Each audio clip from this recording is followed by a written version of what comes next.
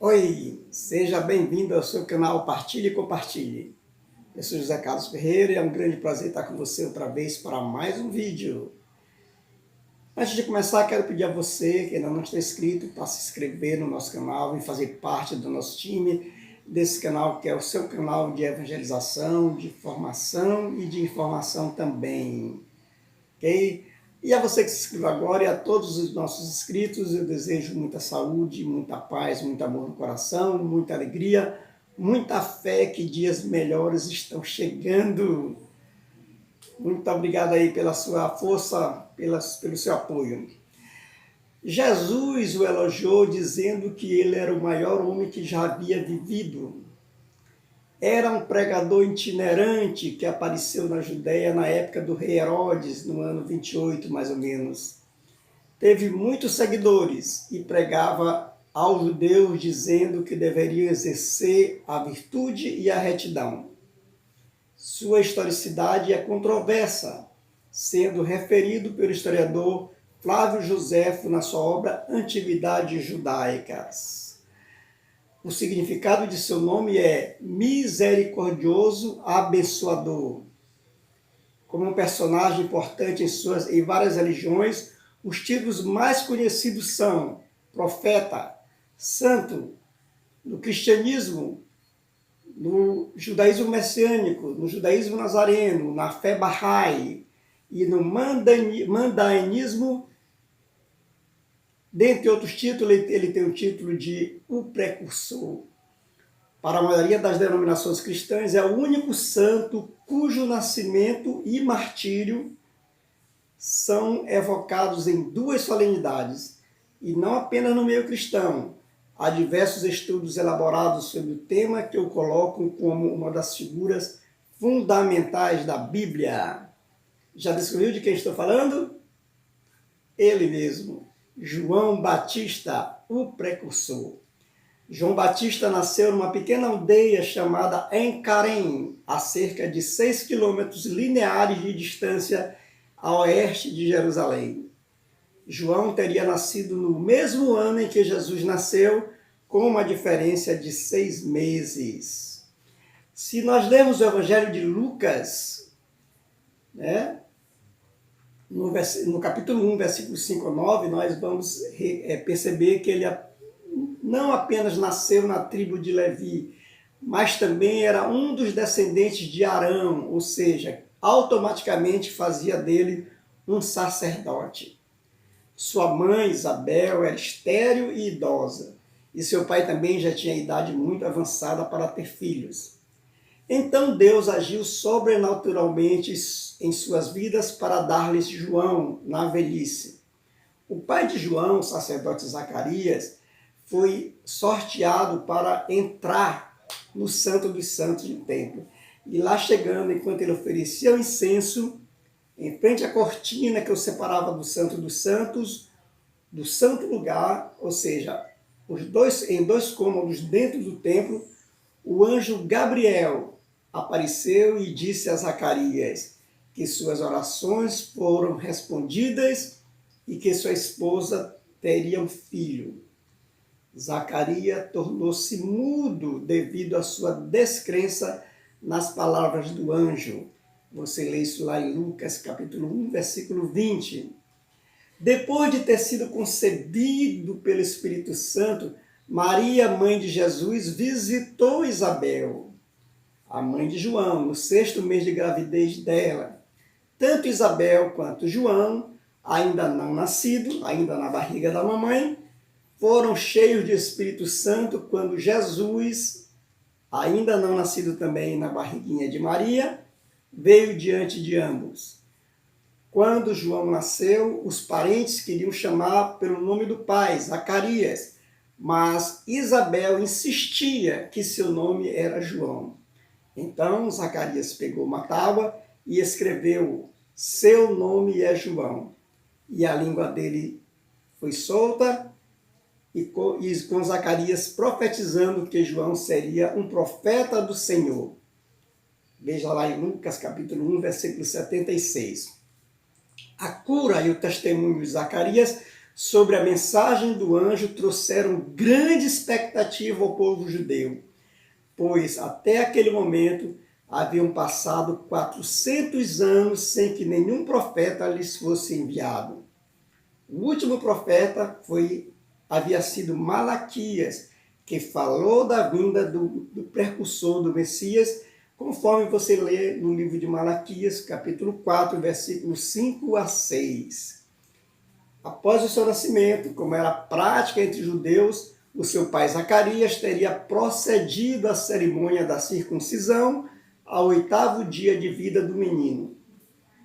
A sua educação foi grandemente influenciada pelas ações religiosas e pela vida no templo, uma vez que o seu pai era um sacerdote e a sua mãe, Isabel, pertencia a uma sociedade chamada as Filhas de Arão, as quais cumpriam com determinados procedimentos importantes na sociedade religiosa daquela época. Aos 6 anos de idade, de acordo com a educação sistemática judaica, todos os meninos deveriam iniciar a sua aprendizagem escolar. Em Judá, não existia uma escola, pelo que terão sido seu pai e sua mãe a ensiná-lo a ler e escrever e a instruí-lo nas atividades regulares. Aos 14 anos, há uma mudança no ensino de João. Os meninos graduados na escola da sinagoga iniciam um novo ciclo na sua educação. Como não existia uma escola em Judá, os seus pais teriam decidido levar João a Engedi, atual Curã, com o fito de este ser iniciado na educação nazarita. Engedi era a sede ao sul da Irmandade Nazarita. Situava-se perto do Mar Morto e era liderada por um homem chamado Ebner. João teria feito os votos dos nazaritas, que incluía abster-se de bebidas intoxicantes, deixar o cabelo crescer e não tocar nos mortos. As ofertas que eles faziam parte do ritual eram entregues em frente ao Templo de Jerusalém, como caracterizava o ritual dos nazaritas.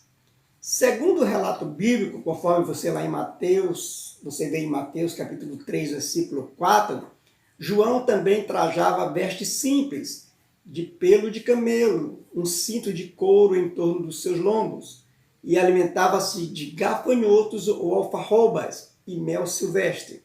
Considerado que o termo gafanhoto é referido também como tal planta, que é a Ceratônia siliqua, uma árvore de fruto adocicado comestível nativa da região mediterrânea, onde provavelmente vivia o personagem bíblico, conhecido ainda como pão de João, ou pão de São João, figueira de Pitágoras ou figueira do Egito.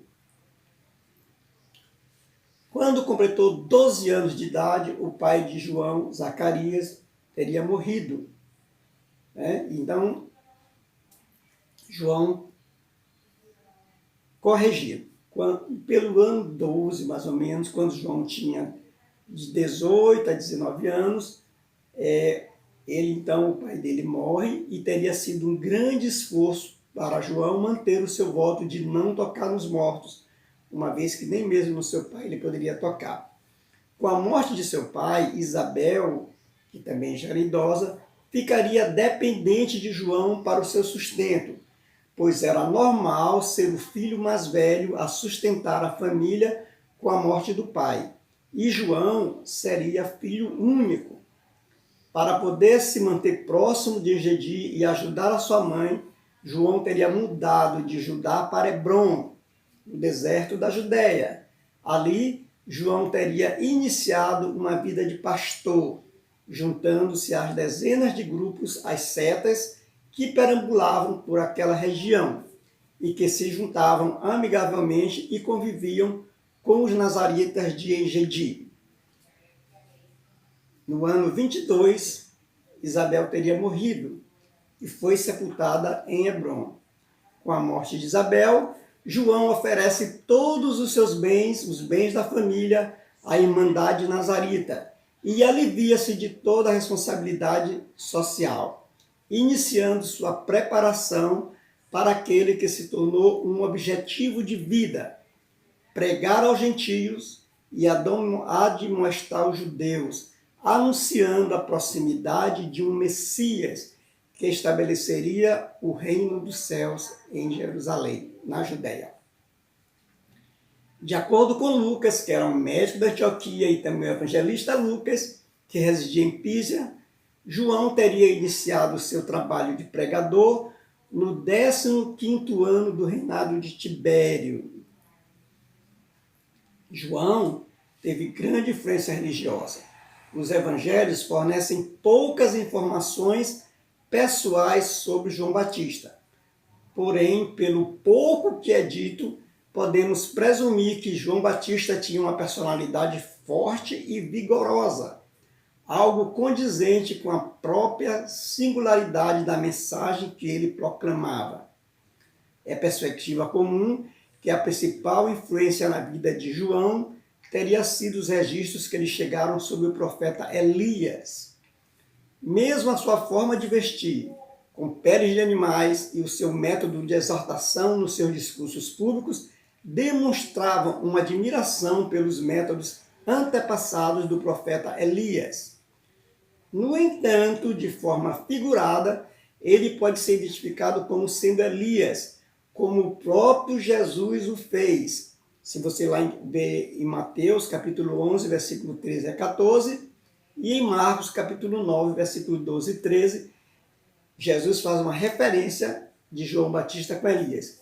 Isso significa que seu ministério profético e suas ações foram semelhantes ao ministério e às ações proféticas do profeta Elias. Isso fica bastante claro quando comparamos a profecia do profeta Malaquias com o anúncio feito por Gabriel de que ele prepararia o caminho do Messias, no espírito e poder de Elias, conforme Malaquias, capítulo 3, versículo 1, e no capítulo 4, versículo 5, e ainda em Lucas, capítulo 1, versículo 17. Assim como Elias, João Batista denunciou o pecado e conclamou o arrependimento. Portanto, o modo característico pelo ministério profético de Elias seria revelado também no ministério de João Batista. Ele foi muitas vezes chamado de encarnação de Elias. E o Novo Testamento, pelas palavras de Lucas, refere mesmo que existia uma incidência do espírito de Elias nas ações de João. O discurso principal de João era a respeito da vinda do Messias.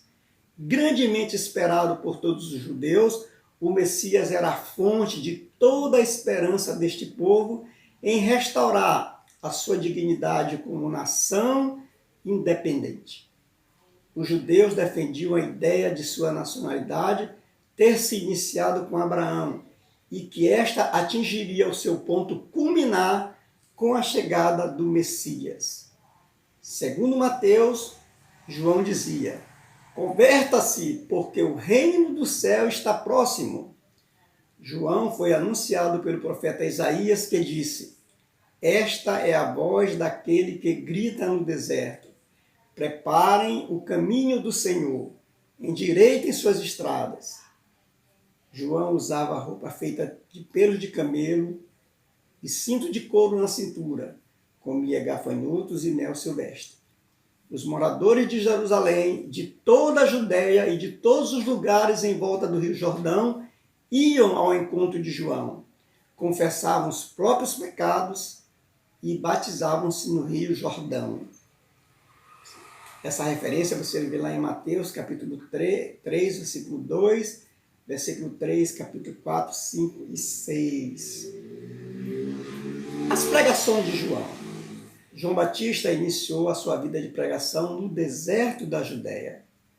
Viveu como um nômade pregando a palavra de arrependimento e transformação. Quando começou, os judeus estavam esperando o Messias, que iria libertá-los da miséria e da dominação estrangeira, principalmente do Império Romano. João anunciava que a chegada do Messias estava próxima e pedia a adesão do povo, selando-a com o batismo. As autoridades mandam investigar se João pretendia ser o Messias, mas João nega. É importante a gente notar que João não introduziu o batismo no conceito judaico. Este já era uma cerimônia praticada no judaísmo. A inovação de João teria sido a abertura da cerimônia à conversão dos gentios, causando assim muita polêmica nos meios judaicos. Numa pequena aldeia de nome Adão, João pregou a respeito daquele que viria, do qual não seria digno nem de apertar as alparcas, as correias das sandálias. Nessa aldeia também, João acusou Herodes e repreendeu em seu discurso por este ter uma ligação com a sua cunhada Herodíase, que era mulher de seu irmão Filipe, rei da Itureia e Traconites. Esta acusação pública chegou aos ouvidos de Herodes, do tetrarca, que valeu-lhe a prisão e a pena capital por decapitação alguns meses mais tarde. João batizava na região de Pélia quando Jesus se aproximou na margem do Rio Jordão. A síntese bíblica desse acontecimento é resumida, mas denota alguns fatores fundamentais no sentimento da experiência de João. Nessa altura, João encontrava-se no auge das suas pregações. Teria já entre 25 a 30 discípulos e batizava judeus e gentios arrependidos. João já vinha profetizando, como em Lucas, capítulo 3, versículo 16, a vinda de alguém mais poderoso do que ele. Em Mateus, no capítulo 3, versículo 14, ao se encontrar com Jesus, João diz: eu é que preciso ser batizado por ti, e tu vens a mim? Porém, Jesus o convence a batizá-lo mesmo assim. Naquela cena batismal, após Jesus emergir da água, o céu se abre e uma voz divina diz: tu és o meu filho dileto, em ti me agrado. O Espírito Santo, então, descendo sobre Jesus na forma de uma pomba, confirma Jesus, o Filho de Deus. Isso é narrado em Mateus, no capítulo 3, versículo 3 a 17, em Marcos, no capítulo 1, versículo 9, e em Lucas, no capítulo 3, versículo 21 a 22. Mas essa combatividade, essa profetização, essa pregação de João lhe trouxe muitos admiradores, mas também muitos inimigos. Então, Herodes resolve mandar prendê-lo. E a prisão de João ocorreu na Pérea, a mando do rei Herodes Antipas, no 6º mês do ano 26, da era cristã.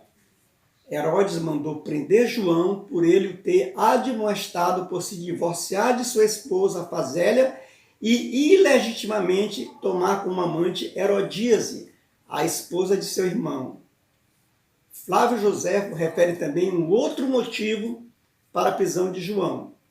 O povo se reunia em grande número para ouvir João Batista, e Herodes temeu que João pudesse liderar uma rebelião, mandando-o prender na fortaleza de Maqueronte, onde ele foi mantido preso por 10 meses até o dia da sua morte.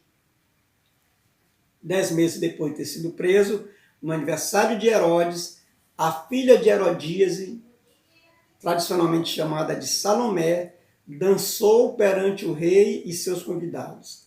Sua dança agradou tanto a Herodes que, bêbado, prometeu a ela qualquer coisa que desejasse, limitando a promessa em metade de seu reino. Quando a filha perguntou à mãe o que deveria pedir, Herodíase pediu que ela pedisse a cabeça de João Batista numa bandeja. Mesmo chocado com aquele pedido, Herodes relutantemente concordou e mandou decapitar João na prisão. Depois, a cabeça de João foi levada numa bandeja, sendo entregue a Salomé, e esta a levou para sua mãe. Isso é narrado em Mateus, capítulo 14, versículo 8 a 11. Então, os discípulos de João trataram do sepultamento do seu corpo e de avisar a sua morte a seu primo Jesus. E Jesus, recebendo a notícia da morte de João Batista, retirou-se em lugar afastado para orar. São João Batista foi morto no ano 27 da era cristã. O seu dia é celebrado pela religião católica como uma festa popular no dia 24 de junho, que é o dia do seu nascimento, e o seu martírio é lembrado no dia 29 de agosto. Então, essa é a história desse grande homem, desse grande santo da Igreja Católica, aquele de quem Jesus disse: nunca nasceu homem igual a João. Obrigado pela sua paciência. Espero que você tenha agora conhecido um pouquinho mais da história deste santo, que é conhecido como Santo Festeiro, né? A cujo nome é dedicado às festas juninas, que a gente já falou nos nossos vídeos, e que São João Batista abençoe e inspire todos nós a sermos cada vez pessoas cristãos melhores. Se você gostou desse vídeo, dê o seu like e compartilhe com as pessoas da sua igreja, com as pessoas da sua comunidade, com os seus familiares e as pessoas que você ama. Fazendo isso, você vai estar ajudando bastante a manter o nosso canal, levando sempre essas mensagens e essas histórias dos nossos heróis da fé católica. Grande abraço e até o próximo. Tchau, gente!